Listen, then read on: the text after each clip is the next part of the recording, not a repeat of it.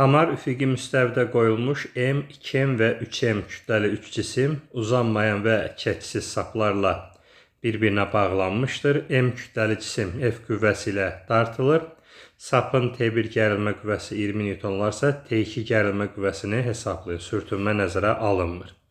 Bu F qüvvəsi hər üç cismi bir yerdə dartır. Bir-biri ilə əlaqəli olduğuna görə hər üçünün təcili eyni olmuş olur.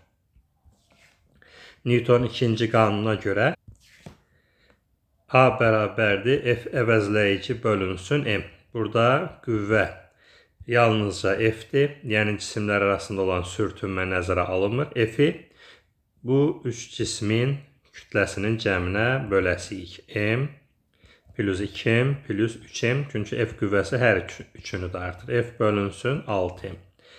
T1 qüvvəsi özündən sonraki ancaq bu iki cismi dartır. Bunda T1 olacaq M vur A. Yəni 2M plus 3M vurulsun A. 5M vurulsun A. A'nın da qiyməti F bölünsün 6M'dir. Yəni 5M vurulsun F bölünsün 6M. M'lər ixtisar olacaq. Deməli T1 olacaq 6'da 5 F'ə. Və məsələnin şərtinə görə də T1 gərilmə qüvvəsi 20 Newtondur. Deməli F olacaq 6 vur 20 bölünsün 5. Deməli 24 Newton.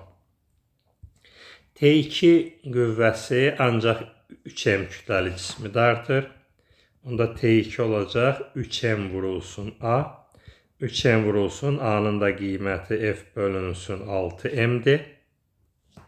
M'lər ixtisar olunacaq. Olacaq F bölünsün 2.